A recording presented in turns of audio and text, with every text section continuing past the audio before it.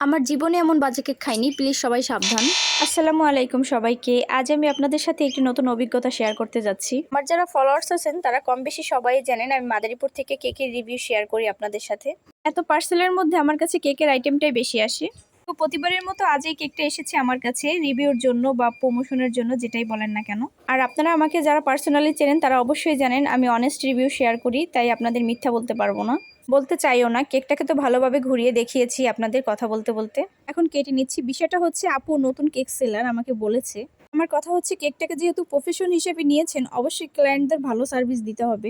ফার্স্টেই খেয়াল করলাম কেকের সাইজ এবং কেক বোর্ডের সাইজের সাথে কোনো মিল নেই। আপনারাও দেখতে পাচ্ছেন কেক বোর্ডটা ছিল অনেক বড় আকারের, যা 1 পাউন্ড কেকের জন্য ঠিক নয়। এমনকি কেকের মধ্যে দানা দানা ভাব ছিল, প্লাস ফিনিশিংটাও ভালো ছিল না। সব মিলে কেকের টেস্ট আমার কাছে ভালো লাগেনি। আমি চাই না আমার ফলোয়ার্সরা মিথ্যা রিভিউ দেখে কেক কিনে ধরা খাক, তাই অনেস্ট রিভিউ দিলাম। আর আপুকে বলবো আরেকটু ভালো করে কাজ শিখতে। আল্লাহ হাফেজ।